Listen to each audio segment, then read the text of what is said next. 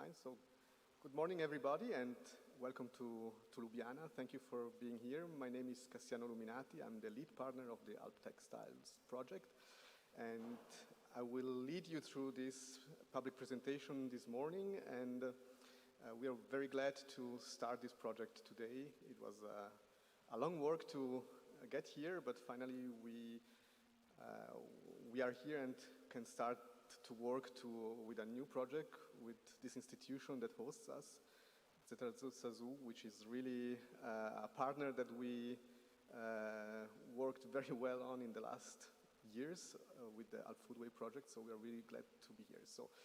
And I would invite Otto Lutar and Ingrid Slavec-Gradinsk to give her his welcome here in Ljubljana as the hosts of this event. Please, Mr. Lutar.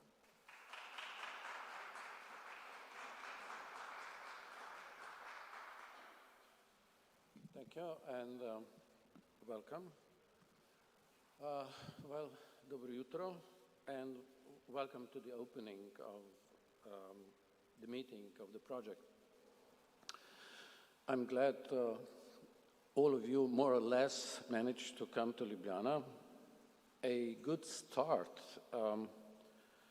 or a good kick-off meeting is very important, and I'm glad that Ms. Jana Habjan-Kaudore, the representative of the Interreg Alpine Area Program, and Ms.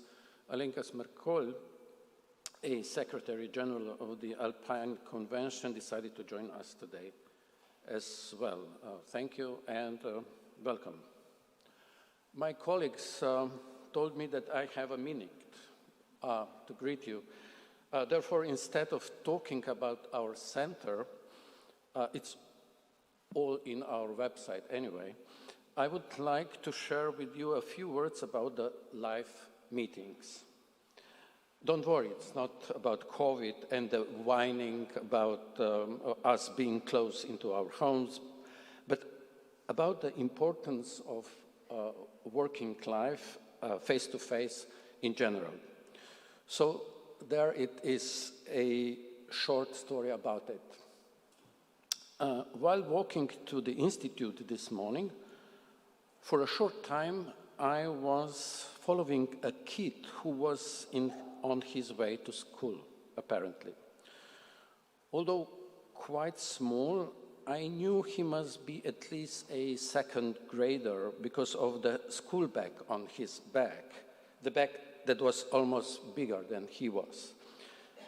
And while walking steadily in front of me, he was, despite the rain, looking at a drawing in his hand and talking to himself. And I have to think how organized he was, walking, holding the tiny umbrella and learning on his way to school. For a moment, it looked as he would repeat his sort of presentation, and it struck me, this is how it will be in the near future, or it already is. But the next generation, I think, will be through and through a multitask generation, losing completely the live contact while working any minute of the day. So this is why we have to be glad about the opportunity to work live, or even more so, we have to fight for our right to work face-to-face. And this is why I'm glad to be able to welcome you, all of you here live, and as usually wish you a successful work and a pleasant stay at ZRC and in Ljubljana in Slovenia. Welcome.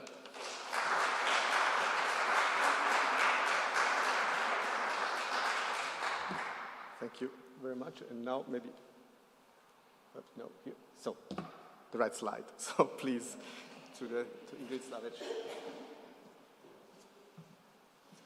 Thank you. So, dear ladies and gentlemen, dear colleagues from Switzerland, Italy, France, Germany, Austria, and Slovenia. On behalf of the ZRC SAZU Institute of Slovenian Ethnology, it is my pleasure and honor to welcome you here in Ljubljana today. Together with my colleagues who organized the two-day kickoff meeting, we feel privileged to be part of the AlpTextyles Project research partnership. Initially, my special thanks go to Polo Poschiavo and its director Cassiano Luminati for extending and expanding our successful collaboration that started with the Alp Foodway project. I would also like to thank Mrs. Alenka Smerkol, Secretary General of the Alpine Convention, and Mrs. Jana Habian-Kudore, Project Officer of the Alpine Space Program, for being here today with us and for their valuable support. The Institute of Slovenian Ethnology offers expertise in studying local and regional culture also in the Alpine region. For ethnologists, cultural heritage has been a central topic since the beginnings of cultural research, even if it was called differently, folk or traditional culture. If the goal of our predecessors was to rescue a vanishing culture, our current engagement in this project is present and future-oriented, but firmly rooted in knowledge of traditional daily practices. I hope that our future cooperation will meet the objectives of the AlpTextyles Project, which is based on values of sensitivity to local resources and circular economy, sustainable textile production, fostering regional development, creation of new jobs, and enhancement of creativity and innovation. Besides pursuing the project's substantive agenda, our research center will do its best also to cope successfully with the project's financial management. So I wish you an inspiring sojourn in Ljubljana and Škofja Loka, and once again, welcome, benvenuti, bienvenue, lepo pozdravljeni. Thank you.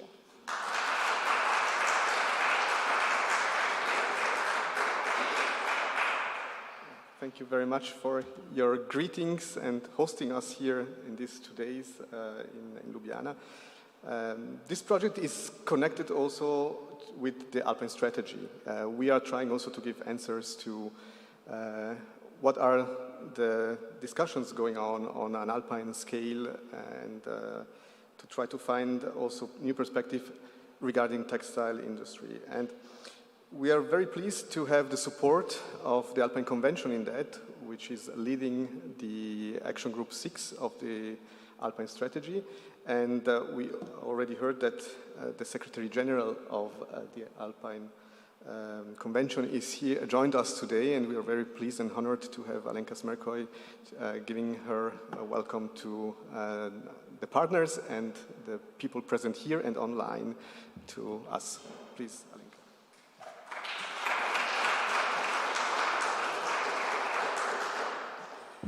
Dobro jutro. Good morning also from my side and the side of the Alpine Convention. It is my huge pleasure to be here. Slovenia is my home, so whatever happens in Slovenia is always very close to my heart. So I'm very pleased that ZRC SAZU decided to host this kickoff event of the project here in Ljubljana and Škofja Loka. So this public presentation, I have to say, I'm already all ears of what I'm going to hear this morning. I think that I can, of course, say that and it's logical, we understand what the project will be all about, and of course, Alpine Convention and also our PSAC team, meaning the Secretariat of the Alpine Convention, which is a co-lead of AG6, we together support this project because we share one main goal, and that is that we have to provide the sustainable development if we want the future generations to live in this planet, especially on the in the Alps. And of course, the whole heart of this project, it's all about this. And of course, we not just support, we will be there and try to support as much as possible. And I have to say that even though this morning it's pouring rain, I think it brings luck to the project. I also have whenever I think about it and I see the list of the project partners, I know that this Alpine Space project will be a success. So we will be monitoring, I will be watching you closely, and I know at the end, when you have not the kickoff, but the end event, I would like to be there and cheer with you to the successful project. Thank you.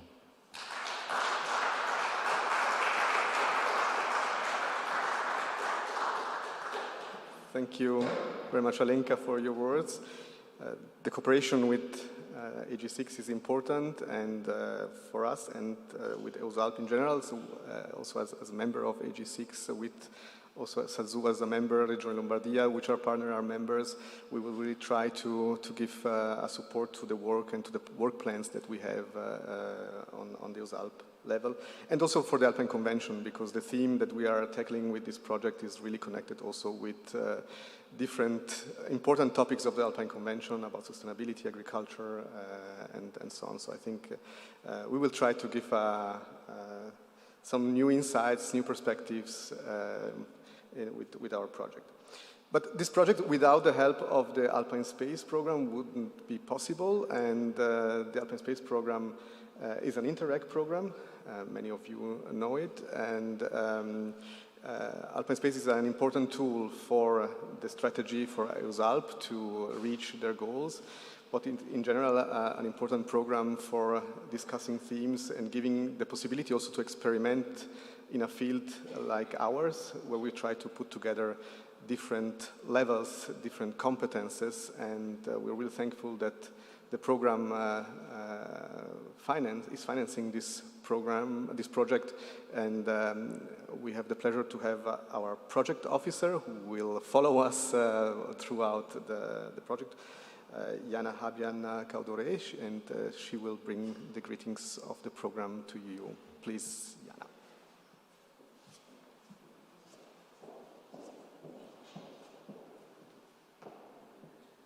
Thank you, Cassiano. Thank you very much for this. I always forget to change. Slides. Yeah, so you're not Great. yet the secretary of. Not yet. Okay. Dobrodošli. Good morning. Another Slovenian here. Thank you very much for this warm welcome in cold Ljubljana. It's always a pleasure to come back here. My name is Jana Habian Kudore. I'm the project officer at the Interreg Alpine Space, and I'll be following very closely this project. So, as you maybe know, since the 2000s, the Interreg Alpine Space Program co-finances and supports cooperation projects across the borders of the 7 Alpine countries and tackles the common challenges and improve the quality of life of more than 80 million inhabitants of the Alpine region. We are supporting projects which are developing transnational solutions for transnational challenges of the Alpine region. So the Interreg Alpine Space Program is an Interreg program which is a key instrument of the European Union cohesion policy. It is financed through the European Regional and Development Fund, as well as the national contribution from its 7 partner states, which is Austria, France, Germany, Italy, Slovenia, but also Switzerland and Liechtenstein. For the new 7-year period, 2021-27, the program has a budget of 107 million ERDF money to spend on the project.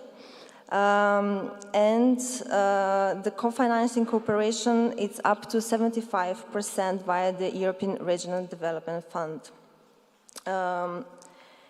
Every 7 years, the Interreg program redefines its objectives, and they are based on the needs of the Alpine region, as well as the policy goals of the European Union. So the project financed by the program must contribute to the achievement of these objectives. Under the first call that has been launched last year, 14 projects have been selected in the second step. Among them also AlpTextyles under the priority 2 and sub-priority 2.2 for the promotion of transition of the circular and resource-efficient economy. In order to, the aim is to become the first climate-neutral continent by 2050. So the ambition and the potential of the Alpine region are high, and the program is looking to support actions that can provide real solutions for the facilitated development and the implementation of a circular and green economy approaches among different actors, with a focus on the Alpine key resources and key sectors. That said, I would like just to end that I would like to wish all the beneficiaries, lead partner, and observers good work, good cooperation, good communication, and if you have any questions, we are always here. You can contact us, and we will support you. Thank you, and have a nice 2 days of kickoff. Thank you.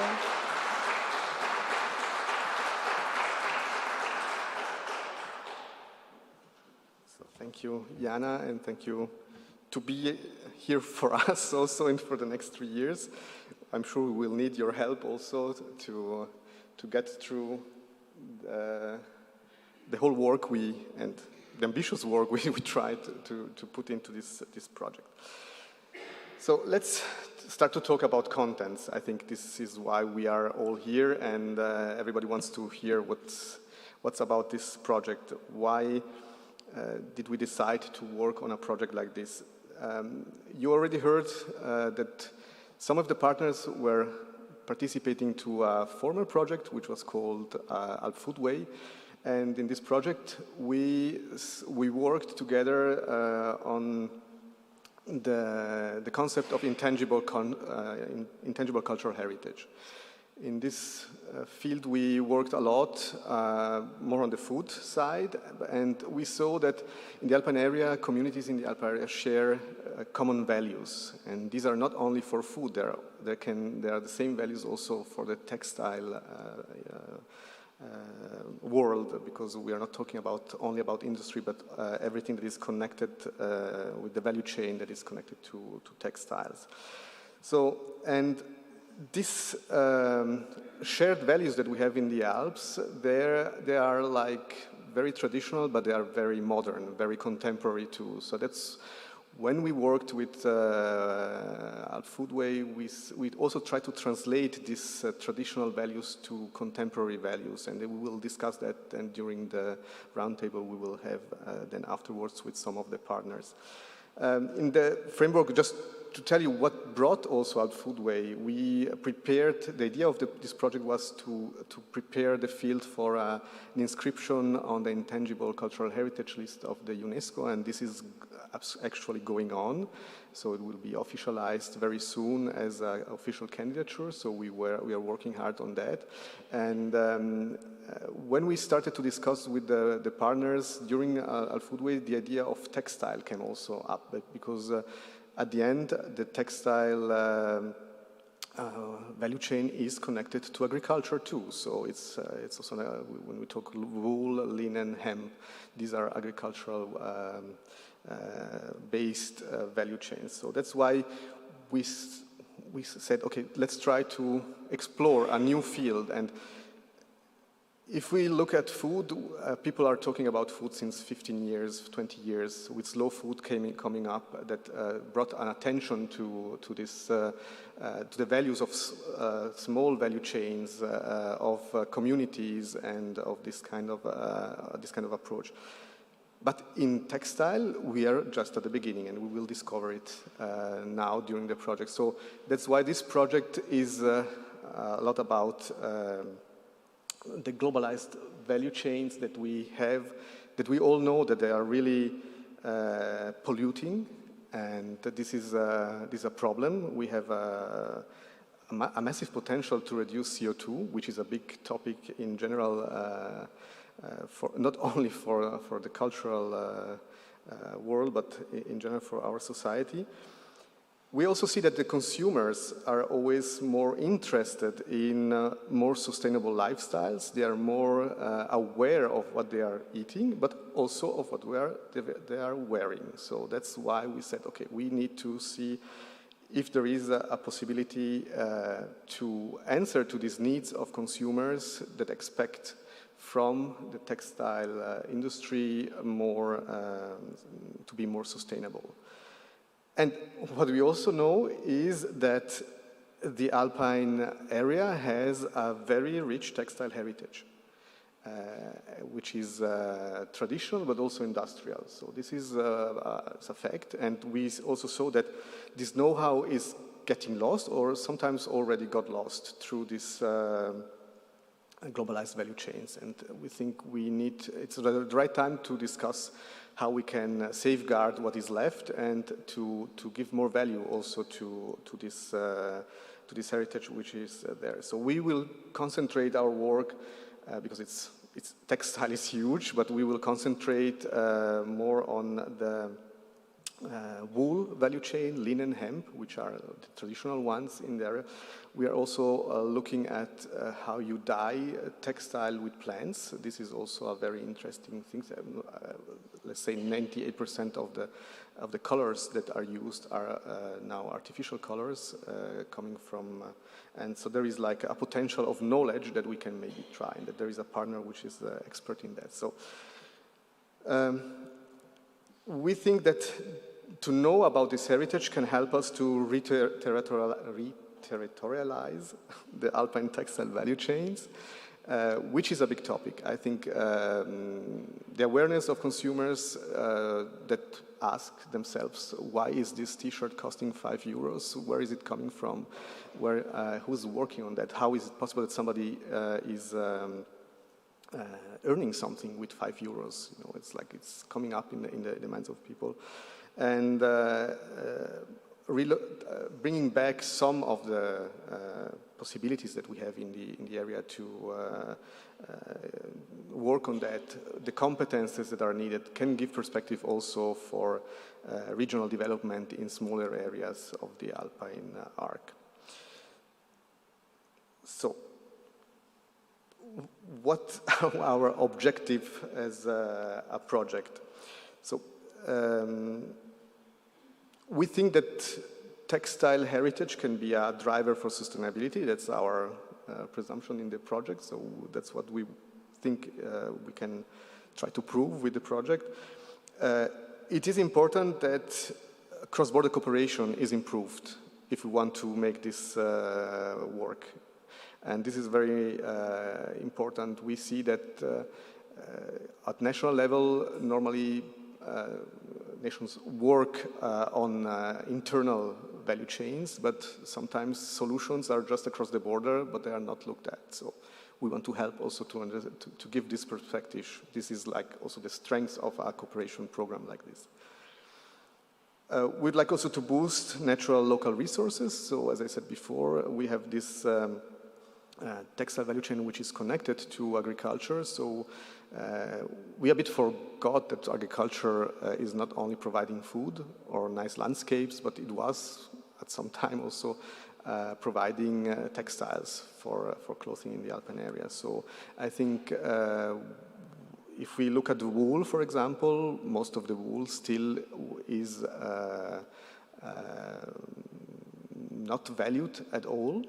It is used sometimes if it's working for insulations or something like that, or it is being disposed, and farmers sometimes have really to pay to dispose this wool, so that really makes no sense. So there are really a lot of potential on that, on the circularity of this value chain. which is, and giving value also to the work of this agricultural work that is done on that. We'll also be working on the image of alpine products. Creating attractivity. We will explore consumer as what they want, how they react on the image of the Alps. Is there an image of the Alps, and what does it represent? And as I said before, if we work on this field, we believe that we can foster regional development. I think this is also a goal of these programs, not only to do research, but also to have an impact on the field, in the areas, with the communities, with the municipalities, the regions, to develop also new jobs in some fields, with jobs maybe that are created through new competences that we are working on. And we also want to promote greener lifestyles in the Alpine area. So,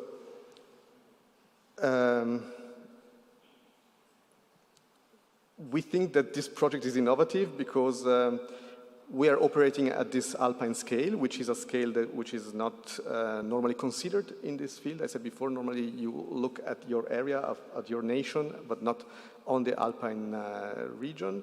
And we have also one strength of the project that we bring a bit from the experience that we had in Alp Foodway, which is the collaboration between different worlds that are talking together at the table of this project. So we have the heritage part, the agricultural part, we have the industrial part that are discussing together on how this textile industry, this textile heritage can be used. So, and this is really something that is very important. And I thank all the partners that are participating to this project to have accepted the invitation to play at this game, because it's something really new also for them. I think we need also to know each other. This kickoff will be part of it, to know how we think and how the different fields can talk together, find a common language,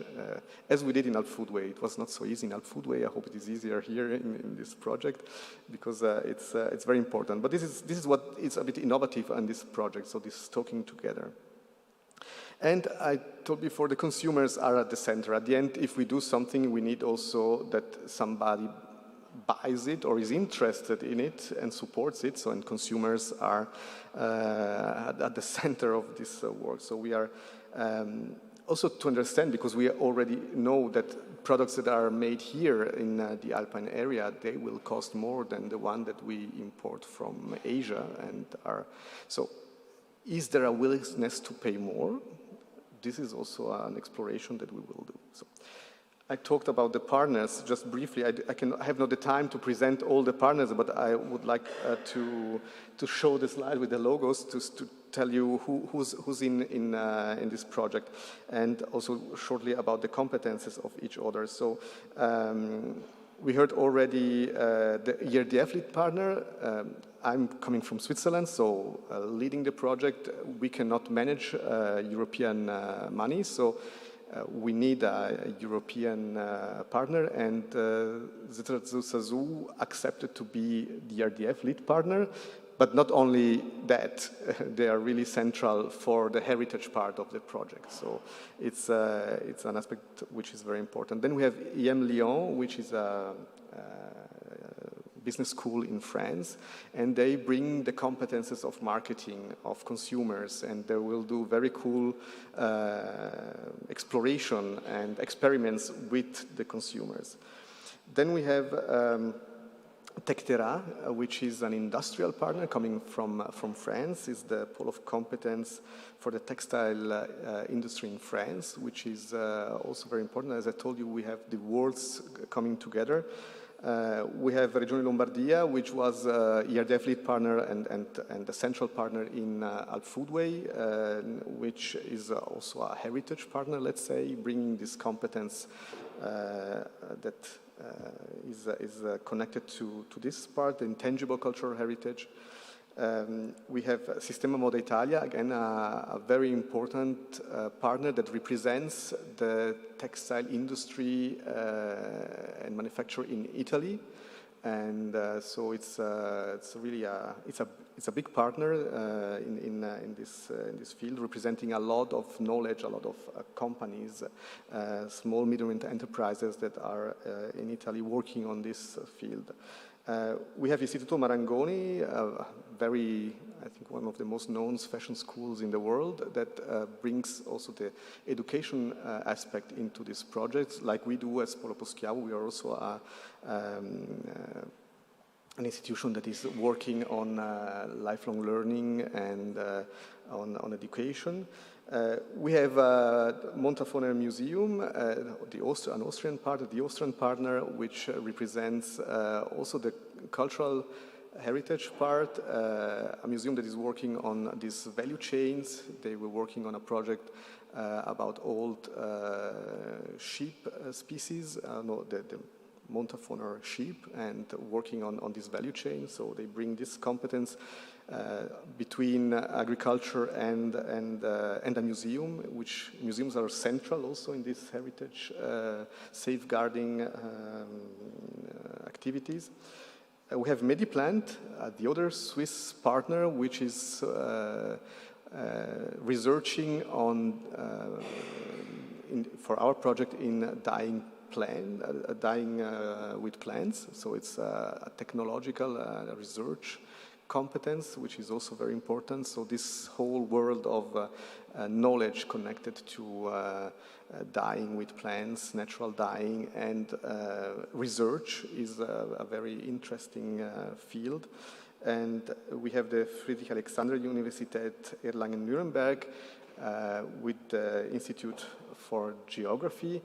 And they are our mapping experts. They know how to put together data and knowledge about and to visualize it. And so they will have a central role at the beginning of the project. We have also Bellissimo, which is our communication partner.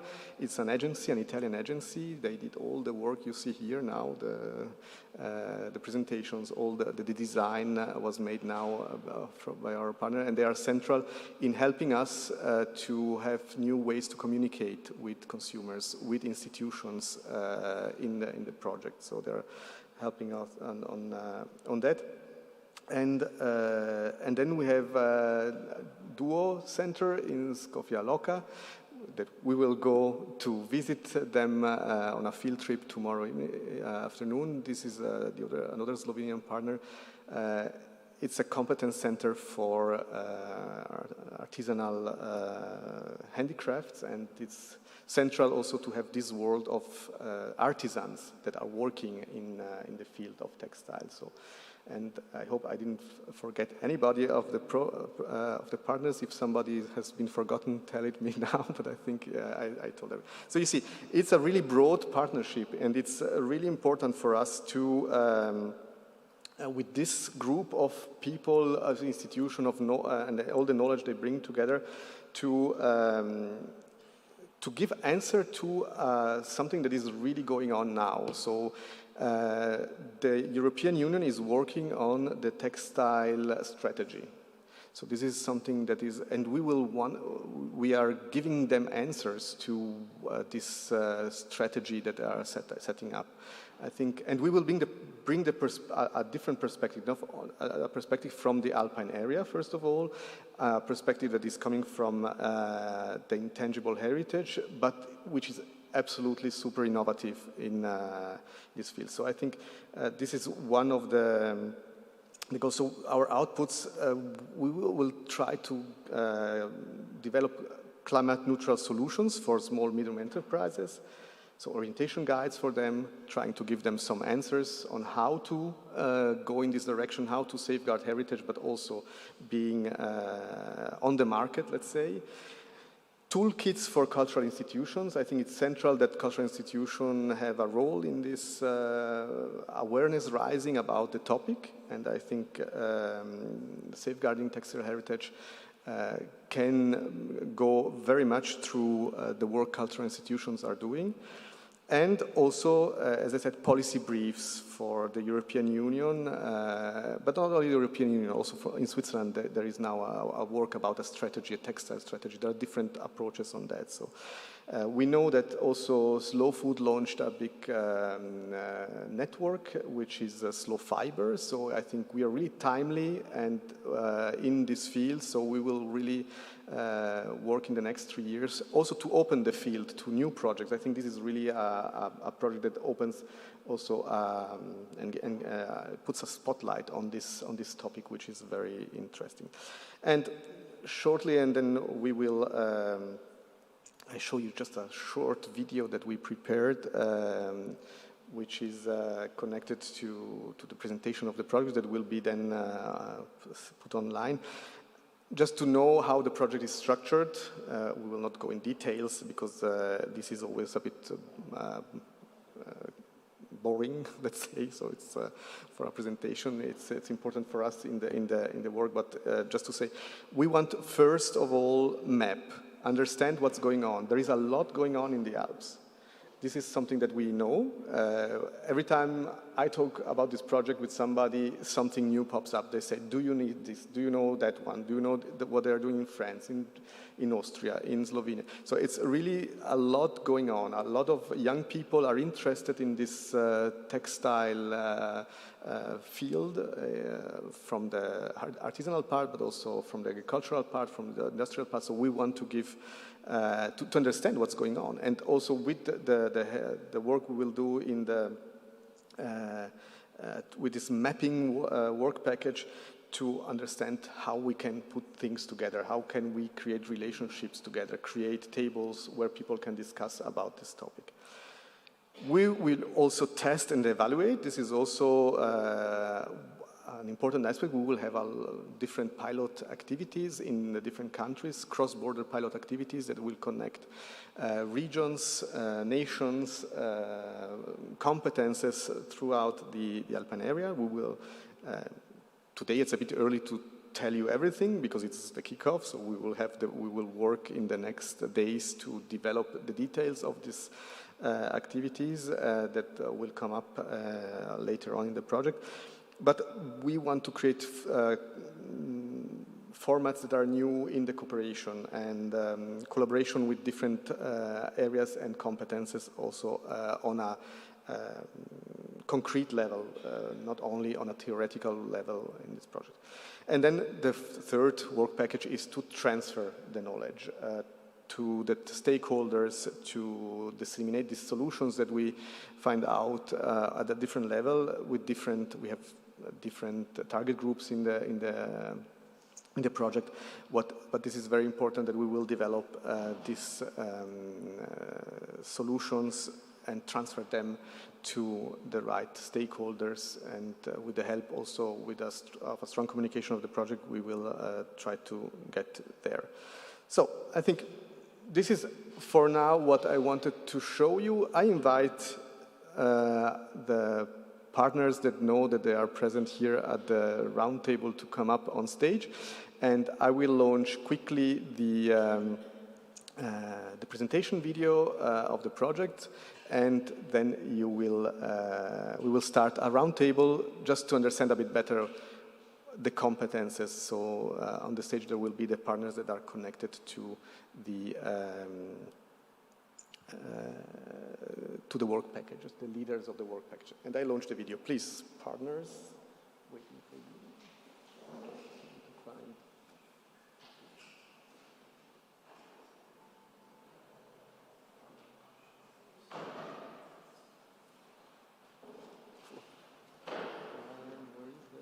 You have to go right. On that side, okay. Sorry, I was in the other side. I was going on the other side. Just move the mouse.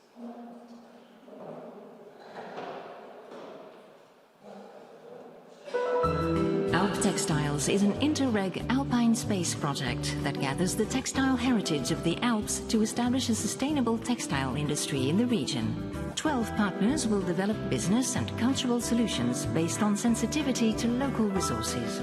Through cross-border collaboration, the goal is to lower carbon emissions and promote sustainable lifestyles. AlpTextyles, intertwining cultures.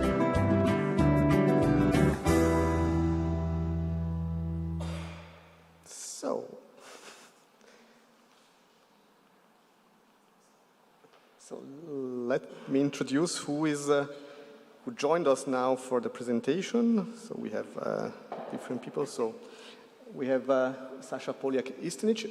She's representing the RDF lead partner, and Katarina and Spela, which are colleagues of Sasha. They are stuck in the snow, so they couldn't reach us in time. But Sasha was so kind to substitute with her knowledge that she already has about the topic and this roundtable. Then we have Tobias Schiller. He's from the Friedrich-Alexander-Universität Erlangen-Nuremberg Institute of Geography. He's responsible for Work Package 1.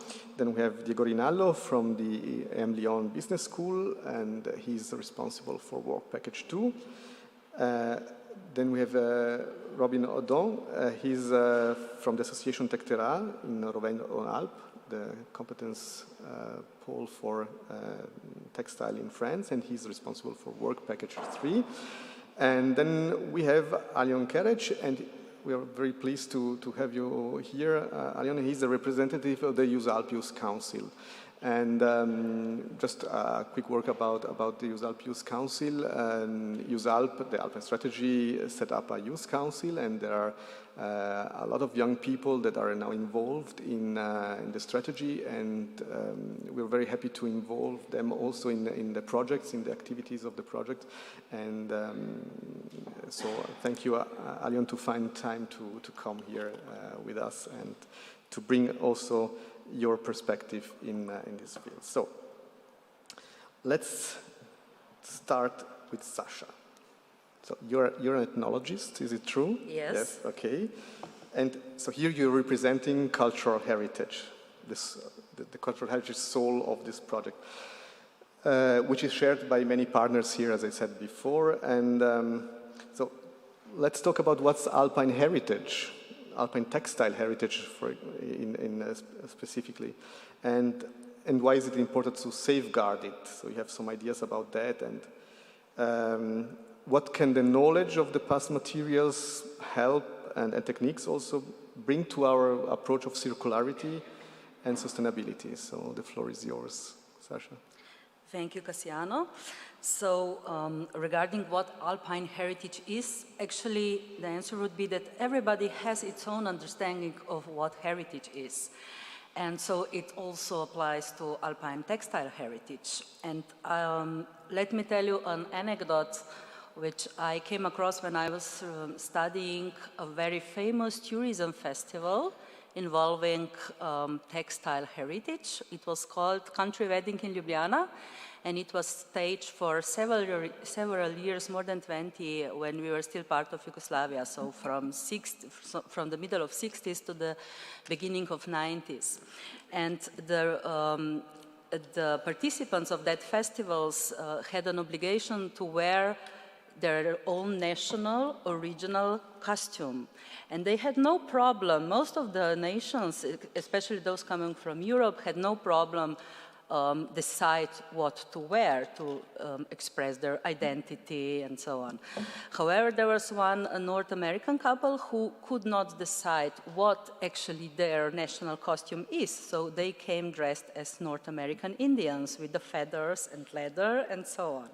So this is always a problem, what our heritage is. It is linked to our identity, it is part of national pride, but usually we are more comfortable defining what our own local or regional or national heritage is.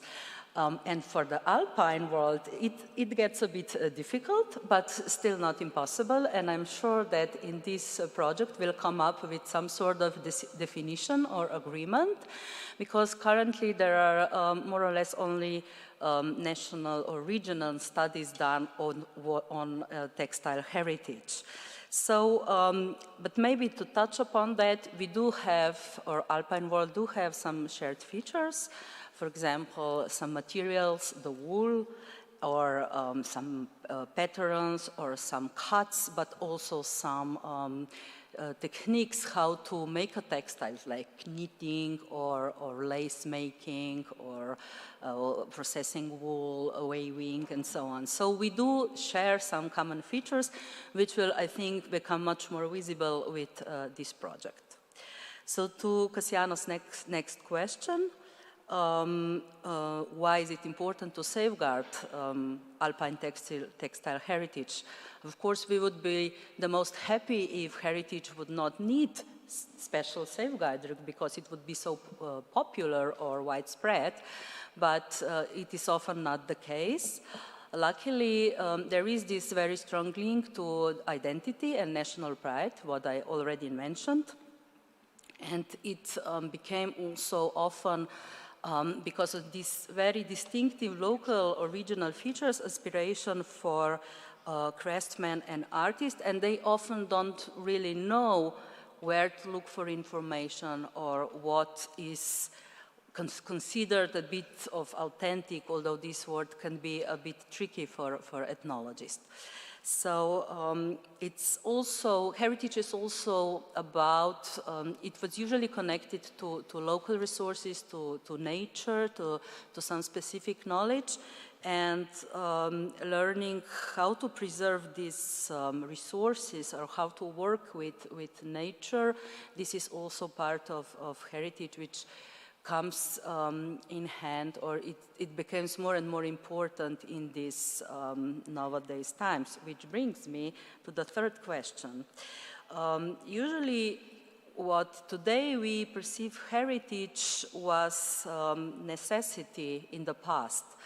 So because it was very scarce, the material was scarce, it was not so widely available, it was used what was available. This is also why we increasingly turn towards heritage in times of crisis, because we have to also become more modest in our lifestyle. So when we're talking about, there is circularity is part of sustainability, although not all sustainable practices are also circular. So when we think about sustainability, it's usually not to harm or not to use all the economic or economic resources and harm the environment. It's also about caring about the society, and it's also part of cultural identity. But circularity is about the reuse, recycling of resources, how to return to the environment what we get from there. For example, if you're still talking about the past, the sheep was used for food, it was used for leather, it was used for wool, but also at the end, something came out or came back to the soil. So it was really a circle of life. And this is about reciprocity, which could be also thought in terms of society, because in the past, people more relied on mutual help. When there was a big farming work to be done, they usually turned to neighbors and then returned the favor. They also relied on local conditions, weather conditions, what to grow or what kind of clothes to make, and also adapt to the seasons. So actually, it was about circularity of goods, knowledge, resources, but also human resources and human energy in this regard. So I think there is a possibility to learn from the past also regarding Alpine textile heritage. Thank you, Sasha. And meanwhile, I see Katharina and Spila arrived safe from a long trip to here, so welcome also to you.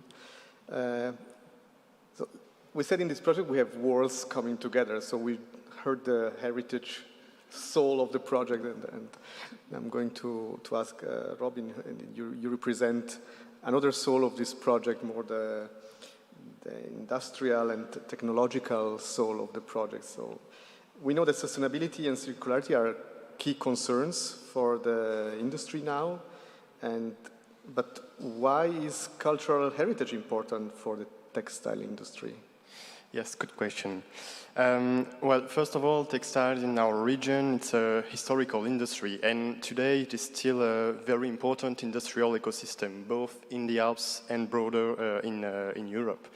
And textile heritage is part of the cultural heritage of the Alps, more generally of our countries. It has an artistic importance with the aesthetics of design, of patterns, of materials, its potential for creativity, for expression, and it also has an historical importance. The region has seen the emergence of key textile processes like the jacquard weaving in the early 1800s, and also the expertise of textile manufacturers, of silk, of wool products, and all the development of the connected ecosystems, such as breeding. So we have a cultural heritage that is both material and immaterial, with products, machines, skills, know-how from both craftsmanship and the industry. And the question is why and how does it matter? Well, today textiles can be found pretty much everywhere, from basic to very high performance applications, clothing and healthcare, aerospace, construction, etc., etc. And although the most technical applications provide an exception, textiles have somehow become maybe banal in our everyday life, in the way we see textile products, in the way we use them, in the way we buy them. Yet, textile manufacturing is a very long process. It involves many body of work, skills, complex machines, and all the different possibilities that are existing today come from a heritage built over centuries. And also it was often built by rather small companies led by families, companies that also have history. I'll give you one example and tell you a short story about the drap de Bonneval, which we could translate by the cloth of Bonneval. So it's a piece of cloth made from wool. It's warm, it's extremely sturdy, and it's woven since the 19th century by a company called Filature Arpin in an alpine village called Sées.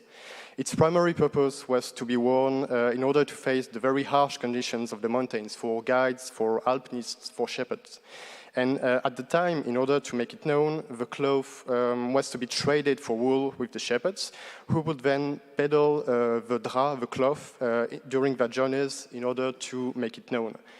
At the end of the 19th century, a man called Pierre Blanc was born in a small alpine village of Bonneval-sur-Arc, which is very deep in the valley of La Maurienne.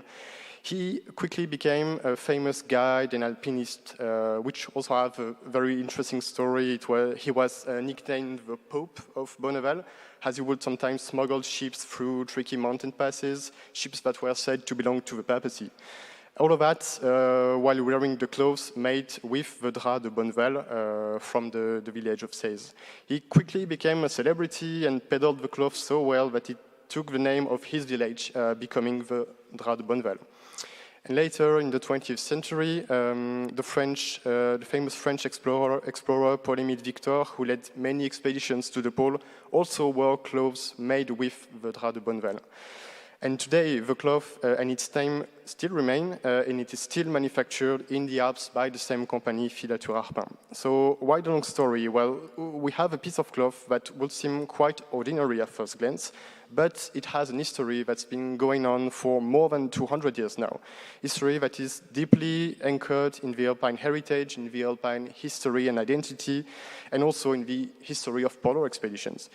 To make the cloth, it takes no less than 24 different steps from the wool to the final products, some of them performed on machines that are listed as national monuments. This know-how and machines are part of the heritage on which today's technical textile industry was built. So the drap de Bonneval played a role for craftspeople, for the industry, the society, and the heritage of the Alpine region. This is why cultural heritage is important for the textile industry. It's important for the preservation of the know-how and the techniques, for their transmission to the current and future generation, for strengthening the industry with common foundations and a common culture, for encouraging new generations to join and to adopt the Alpine textile industry, keeping it alive and keeping it dynamic, and of course to keep the industry innovating and making it evolve in the right sustainable direction using its heritage as a driving force. Thank you, Robin, also for the story. You know, this project will be a lot about stories, also of people in the Alps, communities that share like stories that the one you were telling us, and giving visibility also to this story. I think it's also very important that people know that this manufacturer still exists, and maybe they're successful, but many manufacturers they're struggling now with what's going on a global level. But let's go now to another field. So Tobias, you're a geographer, it's true? Yeah, okay. So you're well aware about the impact of climate change in the Alps. And I think many of us also are now getting more aware, but you as a geographer for sure are studying it also from other perspectives. And how can a relocalization of the textile value chains in the Alps contribute to this important issue from your point of view? Well, in this case, we talk about the regionalization of an economy. And as you have told in your introduction, that was a similar idea for the food project. And we see this idea in several sectors and for different products. What about the regionalization? The textile sector is an interesting one in this case, I would say, because if we think of our shoes, for example, the components that are parts of our shoes now, they have traveled far longer distances than we can walk them, and even longer distances than we can travel with them, even if we take a plane. So they are really, they have really traveled far. And if we think about energy consumption, which is very closely linked to climate change, there's a potential if we make the distances shorter. And the second hope that we have in the textiles industry, as in the food sector and so on, is about the quality orientation. Because as soon as we think about regional economies, it's a higher price, and then the quality question is more present here. And there's, of course, the hope that the quality orientation reduces the consumption of resources. So I think that's important potentials with regard to climate change.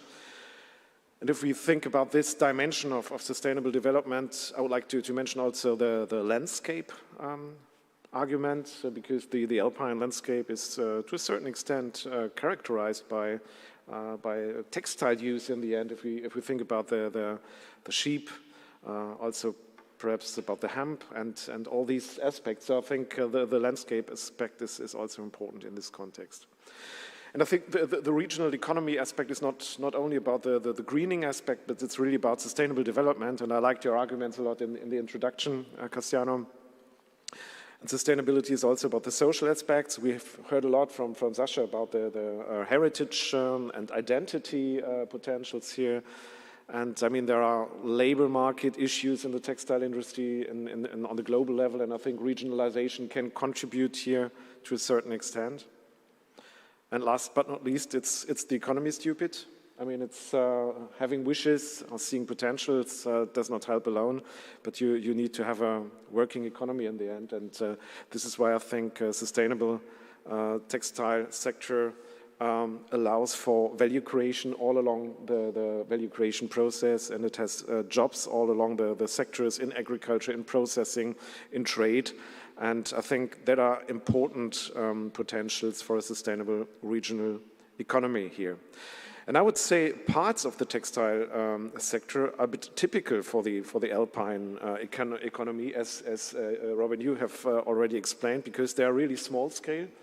But they're very successful. And I mean, those rests of the textile industry or textile sectors we have might be a crystallization point for further developments. And we have seen this really in other sectors in the alpine economy that has been overall quite successful. So I think it does really make sense to think about sustainable regional development also with an economic aspect here. So maybe that's it for the moment. Okay, thank you. Thank you very much, Tobias. Yeah, and we are talking about industry, the one that produce, but on the other side we have also consumers, and here comes Diego in the game, and you are a marketing professor, true? Yes, And you're a consumer researcher, true? Yeah. Okay. And you are working on sustainable lifestyle since you are leading the Lifestyle Research Center also this year in Lyon. So tell us, why are consumers an important part of this equation? And when we are looking at this sustainable and circular value chains, and how can, this is very important, how can marketing rules get along well with cultural heritage? Because everybody knows marketing and heritage, and this can sometimes don't work well, but we prove that in our foodway that it works. So how can marketing rules get along well with cultural heritage, safeguarding, and with the sustainable local productions? So thank you, Cassiano. So let me answer first and foremost by saying, how can consumer not be part of the equation? So let me say clear up front, there cannot be sustainability without consumers. There cannot be circularity without consumers.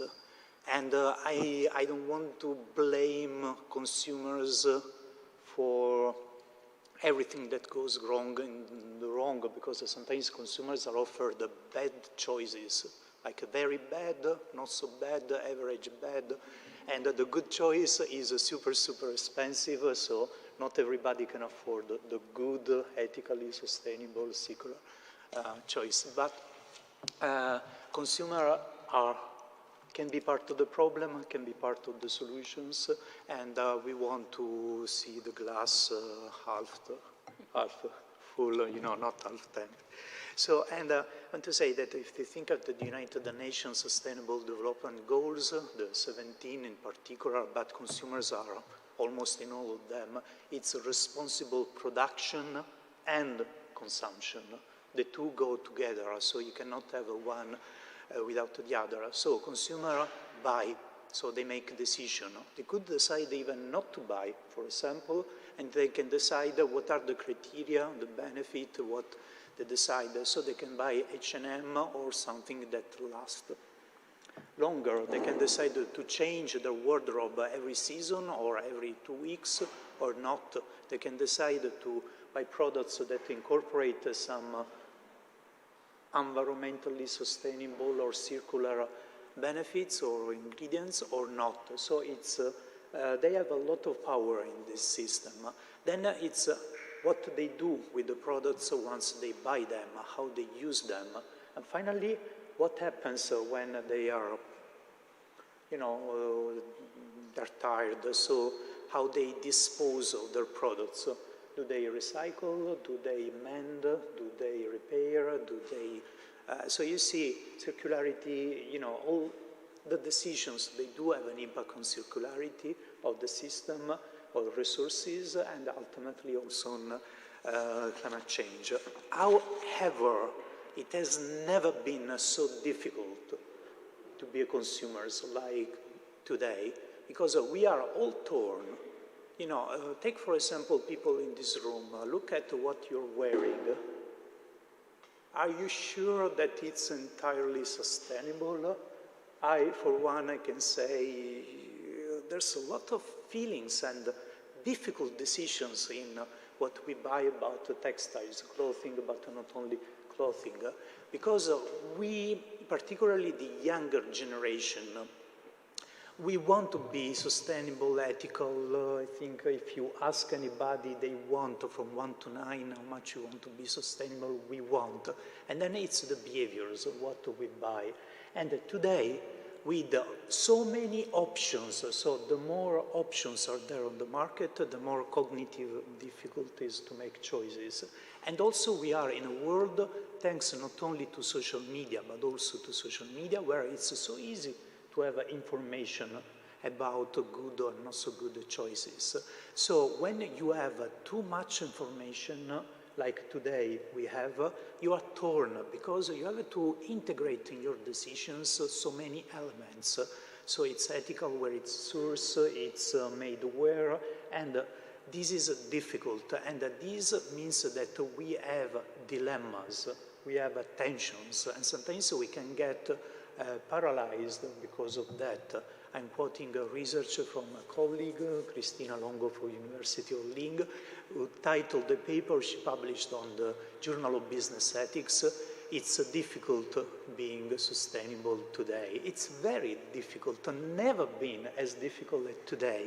So, labels, for example, you have organic, ethical, fair trade, this, that, and so on and so forth, and it's so confusing. And it's also circularity. Now circularity is a new term. If you really ask consumers, like we do in marketing, consumers have a very vague idea. Maybe they're familiar with the term, they don't know what it means, and even industry people sometimes they have a different interpretation also of sustainability and circularity. So I think that there is a potential because particularly the young generation, it's the Greta generation, and so they would like to, but something needs to be done so that they have good options that are not the most expensive ones. I want to also briefly touch upon marketing. So marketing likes sustainability, and marketing likes heritage. You know, companies, they do heritage storytelling. If you go on the Chanel website, inside Chanel, it's a beautiful, wonderful history of Chanel, Coco Chanel.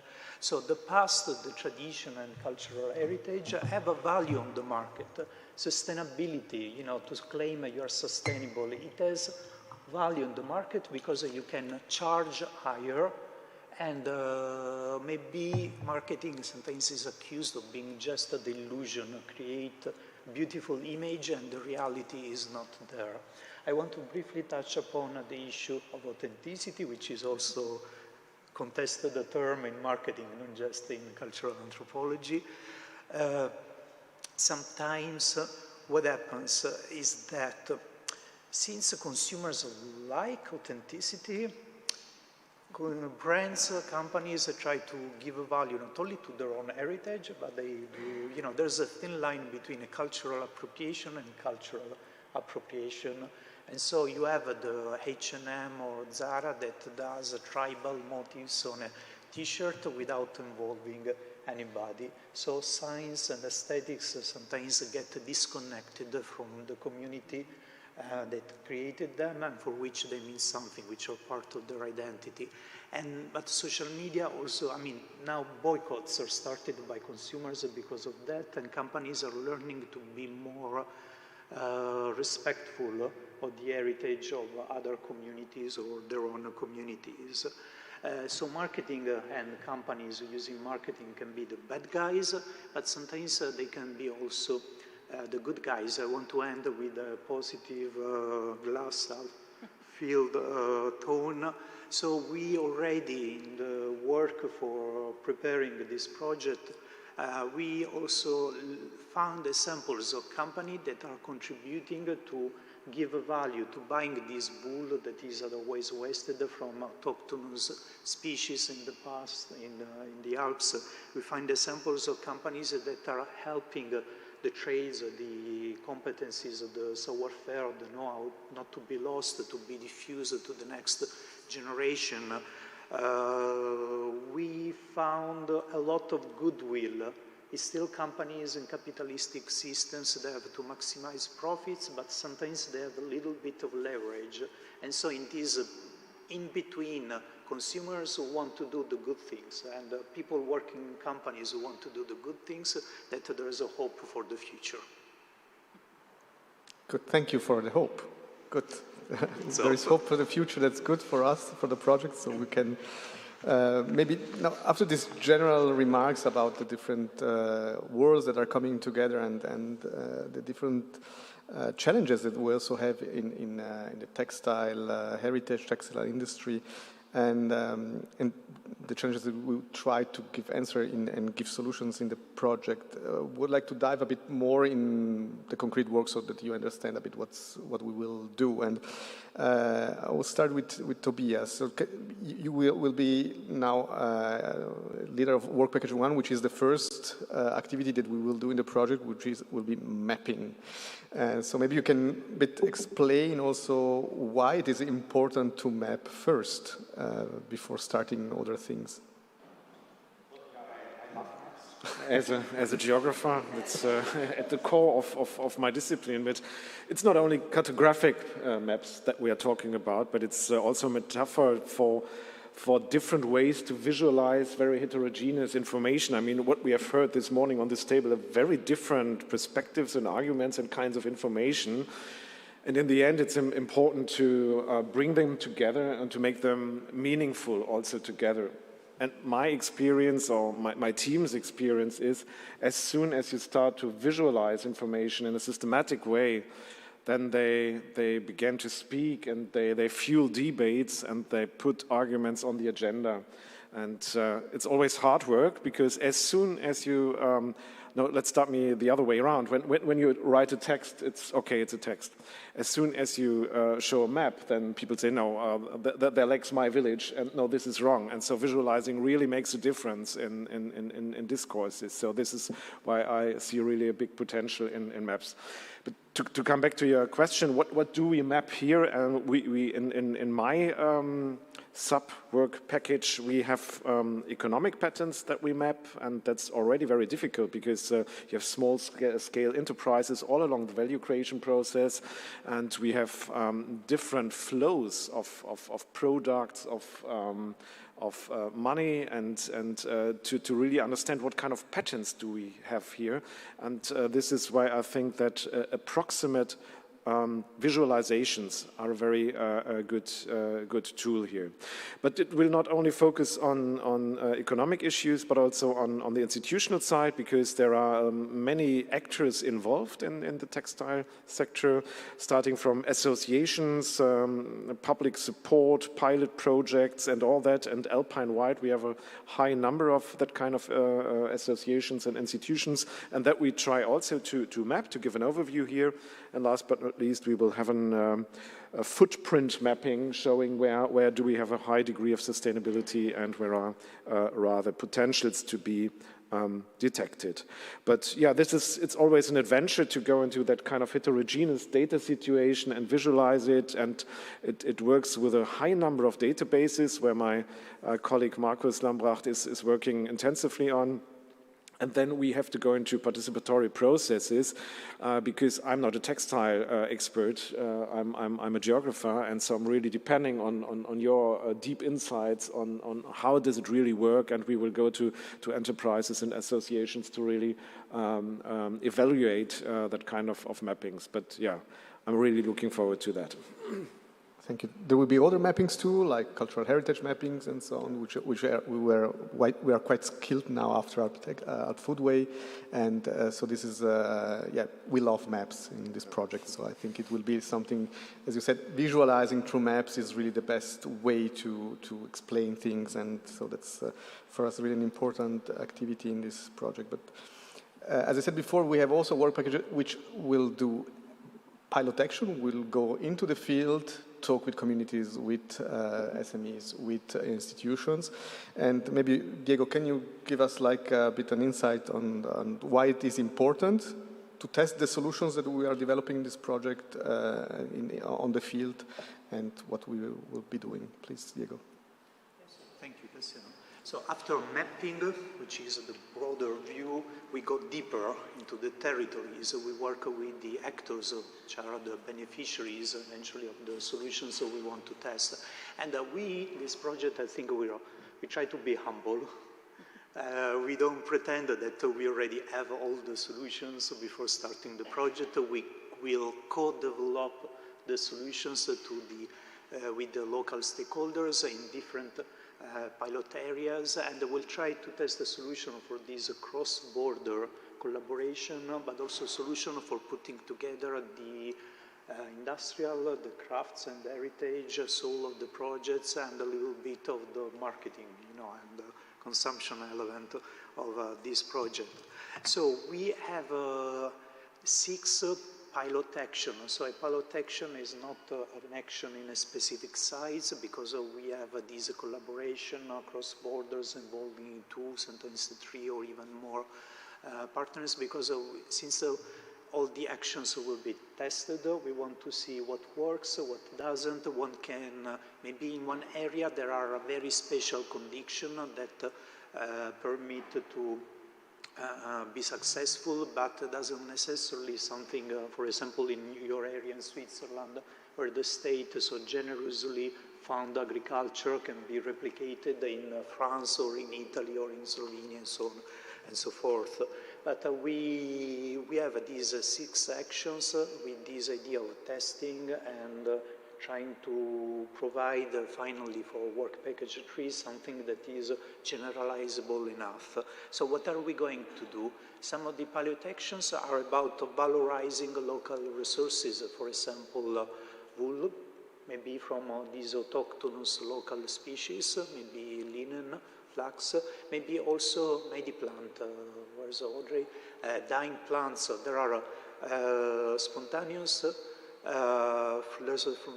plants here in the Alps that can produce beautiful indigo through which we can color a fiber. And very few people would know that, and I think companies will be happy to use these.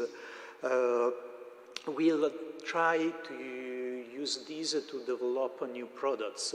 Products that can be the more industrial one, more can be the crafts one. So we'll try to put together all the stakeholders, and what happens is that in every place there's something, but not the entire value chain.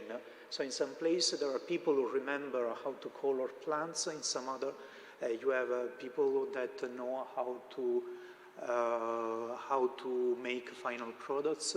We are linking with company, with big cities, competencies like design, which is, for example, Istituto Marangoni in big cities, and try to have students work with these maybe older people who you remember, so that the new products are okay for contemporary use. They're not items that are nice in a museum, but nobody would be thinking of having in their apartments or wearing today, and so on and so forth.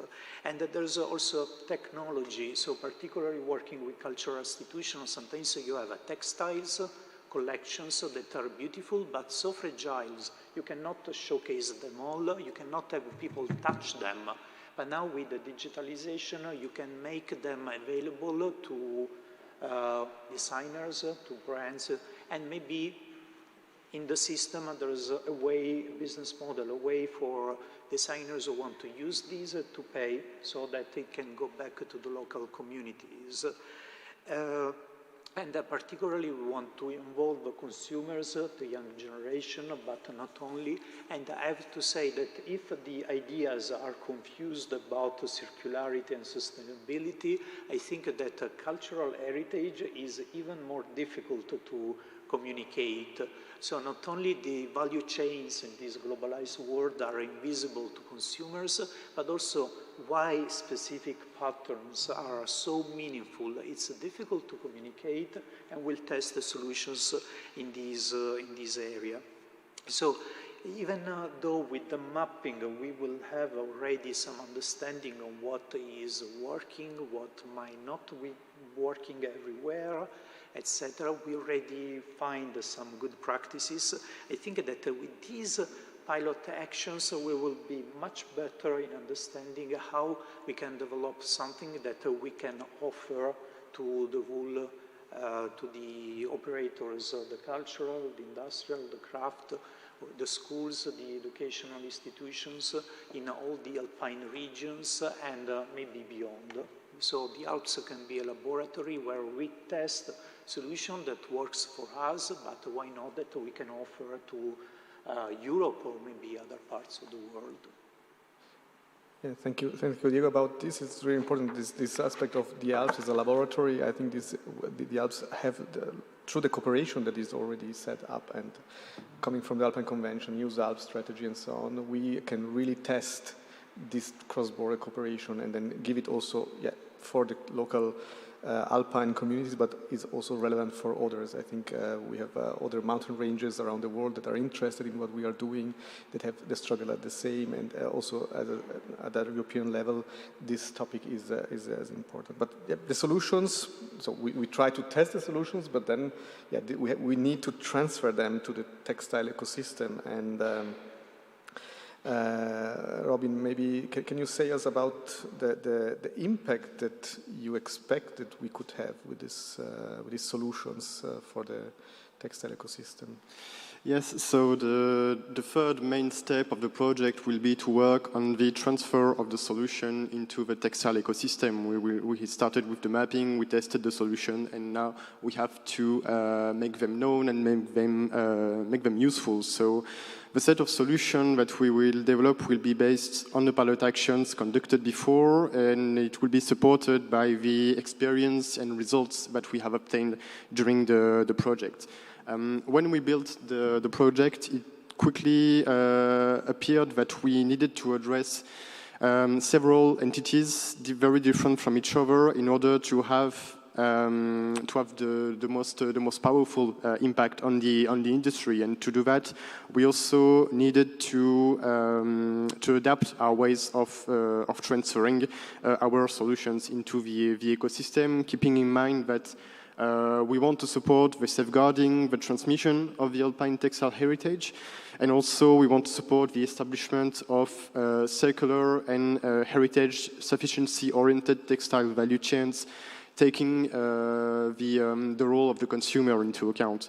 So without going into a lot of details, our objective will be to develop innovative online tools for textile students and for textile professionals. We will organize and participate in multiplier events in Italy, Slovenia, France, maybe more countries if we identify other events in order to reach policymakers, SMEs, cultural institutions, heritage communities, business organizations.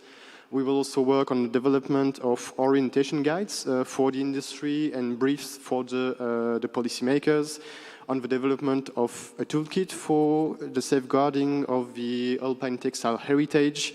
We will engage in several networking activities as well. And also, I think it's important to mention them, we will benefit from the feedback, from the insights and also multiplier effect from our board of observers for the development, the dissemination, and the exploitation of the results of AlpTextyles. All of this being supported by a communication strategy and a diverse set of tools that will allow us to reach the different target groups. So the diversity of the actions that we are going to undertake and the diversity of the partners and skills that are being brought together in the project will hopefully allow us to have these different ways of transmitting the results to also a very diverse set of targets. Yeah, thank you, Robin. Wow, that's a lot. We wrote all this in this project? Okay. I think so, yeah. Okay, good. Okay, good. So, no, jokes besides, it's really, we are ambitious, that you noticed in the project, and I think with the group of partners, we will reach all these objectives that we have, and we reach all the stakeholders that we listed on the project. But now, thank you to our work package leaders and coordinators for the insights, and then I would like to go to Aljan. Yeah, so you heard all these things that we want to do about that, and yeah, just to explain, the EU's Youth Council has several working groups, and they are focusing on sustainability in the Alpine region, and you are participating to them, and yeah. My question to you, the first one is just after you heard about this project and what we want and our goals, what is your first reaction from your perspective? Well, the first reaction is definitely positive. I am happy to hear enthusiasm in your voices, and just to see that we are dealing with this problem together regionally, let's say, but more countries and stakeholders and different aspects of public life working together on a issue that is real and that is, I don't know, it's like David and Goliath, right? We are the David with the slingshot, and there is the fashion industry Goliath that produces, I don't know, tons and tons and tons and tons of waste, basically, with its name written in front. So I am happy that this project is getting started, and I am happy that you have clear goals, but my first reaction is, and this is not to be taken as in a bad way, but how will this project compete with a 50% off sale on About You or in H&M or in Zara or in Zalando or wherever?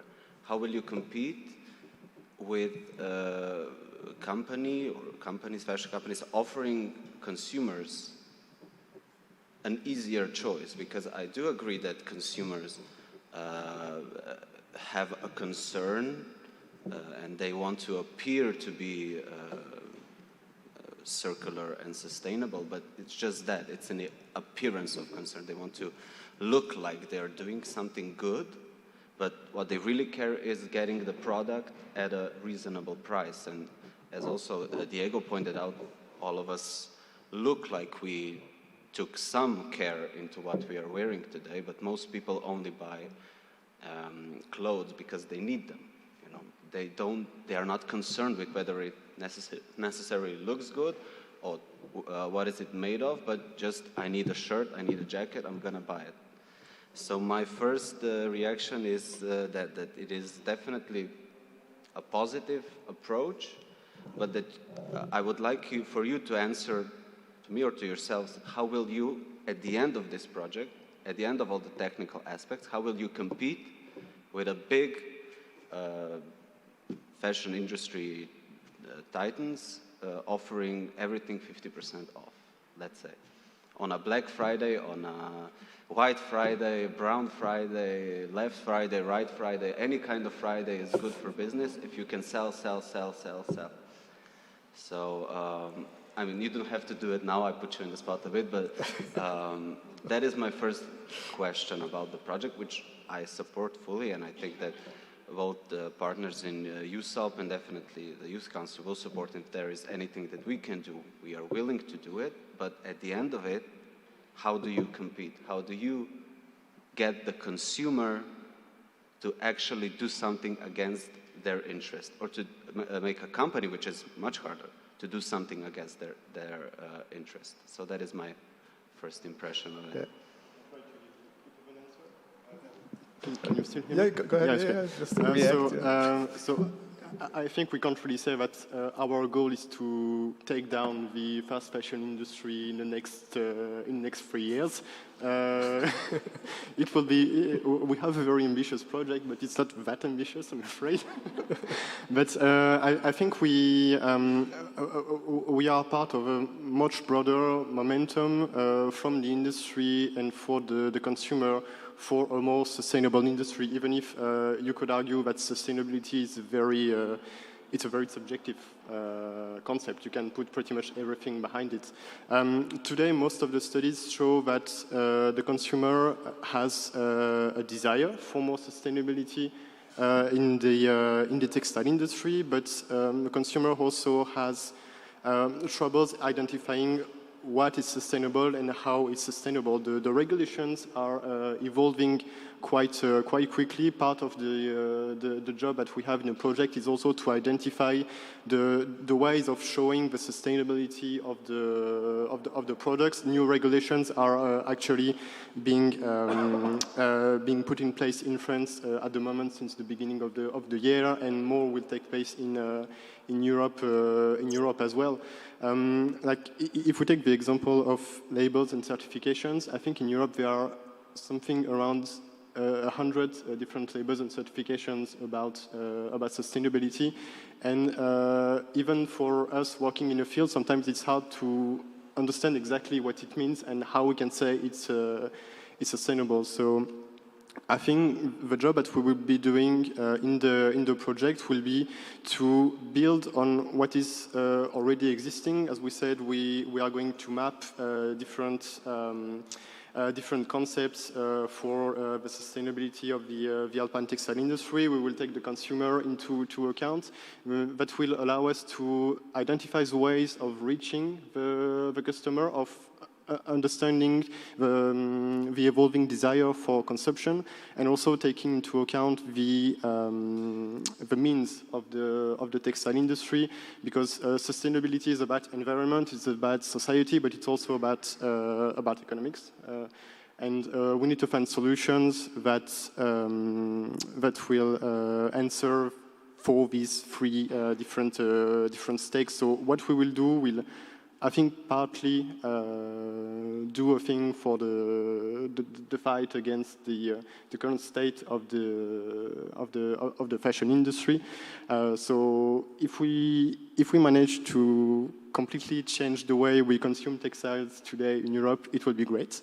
But I think we would still have a very good and insightful contribution to the changes that are already going on the side of the consumer, on the side of the policymakers, and on the side of the industry.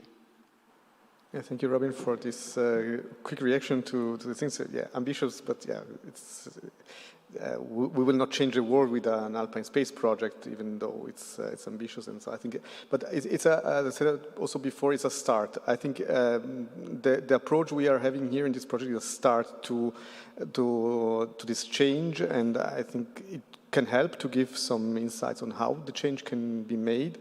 And it's clear that, and we would like also that others then follow after this to work more on this topic. As I said before, on food, they started 20 years ago to be aware about local value chains, and we are ready. We are now at this moment where we have like still the discussion about the price of food, which is locally sourced, but in 20 years changed a lot in that case. So I think it's important, and I think the support of your generation to this kind of change is important. So we can, with this project, we can give you some ideas also on how to answer to this really complex thing, because everything is very complicated and the choice is complicated. So I think this is a bit what we would like to do, and it's also the reason that we would like to involve you more. So I think you showed that you are aware about the problem. So your generation is aware about the problem, I think, and we need really to give solutions. So that, do you have like maybe some suggestions also to us? Just okay, you said okay,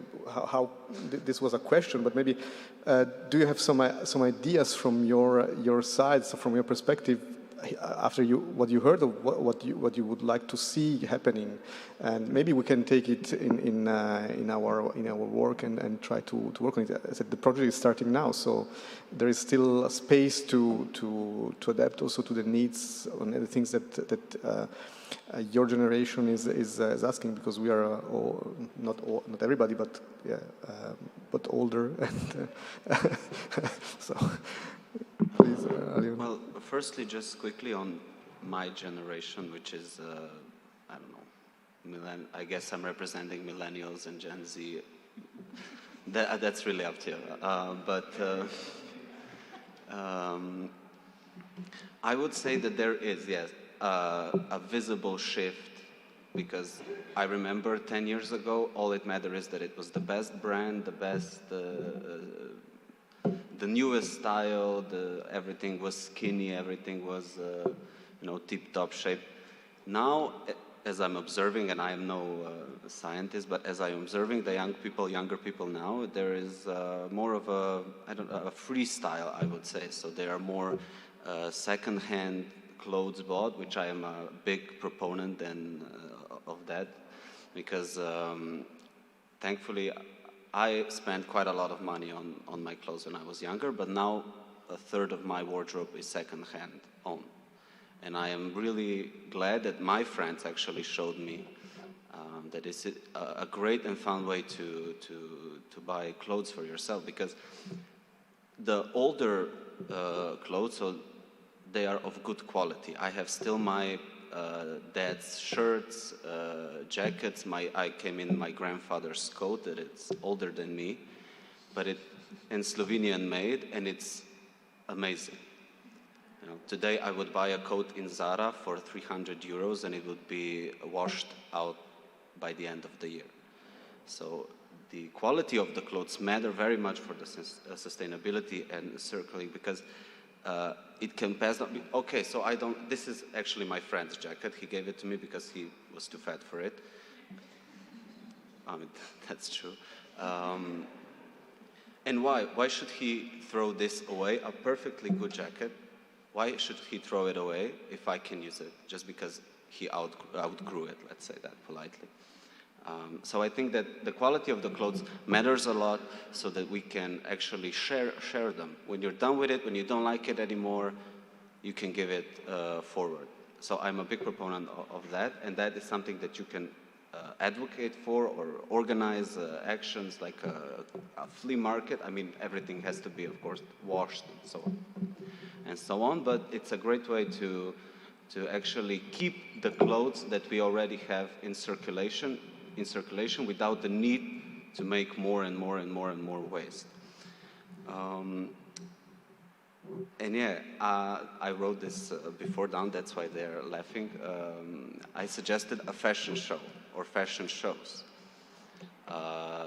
subject to the parameters of this project, which is with focus on heritage and the production side, and messaging about sustainability, and a clear messaging about sustainability. But yes, give younger people in Alpine region or wherever, young budding fashion designers, you know, give them an award, give them some materials, tell them what they need to do, make them a line and present the line. That is how you get the word out about the clothes, you know.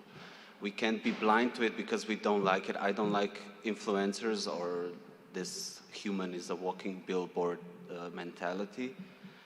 But if you want to get something out, that is the way, unfortunately, today. We can just have this kind of conferences, although they are very important. We have to get it into, quote-unquote, mainstream, if we really want it to have an impact. Otherwise, we can have this as a personal exercise, which will, in the end, benefit a very closed group of people who can afford to have principles and also afford to pay a little more to keep those principles. So if we want to reach those that cannot afford, but they would like to, I'm not saying I'm not a researcher, so maybe people know more, but I'm sure there are people who are conscious of that, but they just factually can afford to consider that or factor this into their budget. So yeah, make yourself known. With young people, any chance for a party is a great party, especially something about fashion. I mean, let's leave the really traditional alpine clothes in the Alps, you know, the pointy hats and the wooden shoes and but we can be inspired by that, or people can be inspired by that. I mean, I have no fashion sense in a way. I can't sew or anything, but you know, those that can and have the ability and will, from us, they should receive the full support and full engagement. So yeah, I mean, play with it a little bit. Yes, it's important to have a very, very serious study about it so that it can be empirically proven what is working, what it's not working. But the other side is the marketing side, although I'm not a big marketeer, is, yeah, selling your idea and selling yourself and selling your product, which is sustainable clothing. And yes, maybe people will be able to buy more or pay more for a clothing that, you know, has a great story behind it or has something, some other aspect other than just money. But to get it into really mainstream, it has to be visible, it has to be known, it has to be, it not only has to work, it has to be seen to work. It has to be appealing. And yeah, and you have to have sponsors. Yeah. Our first sponsor is the Alpine Space Program, and which gives us the possibility to do this work. I think it's, but sure, I think we will need more than to do that, and we will take your suggestion about communicating a lot. We have a strong communication partner, and I think yeah, reaching people, letting them know what's going on and what is possible, and I don't know if there will be a fashion show somewhere, but maybe yes, in 2025. We have big partners that are working on that, so we will also show how it's possible to have a sustainable fashion in the Alps, and I think this is an idea that to be present at some events in the project. I don't know if it will be like a fashion show. We have a school that Marangoni Institute, which is absolutely doing this too, so I think we take this suggestion for our project, and I thank you very much for your insights. We will stay here a bit longer. We are a bit already over time as usual. I'm Swiss, but a bit Italian too, so I think that's a bit difficult to keep the times. And I hope you could dive a bit in the project, understand what is going on in AlpTextyles in the next 3 years. Bit to know also some of the partners, follow the project on during the next years. We will communicate a lot about what we are doing. I would like to close now and thank Zetas also for having us here, for the hospitality, and for organizing all the event, all the team that organized the event during the years. Alenka and Jana, thank you for coming too.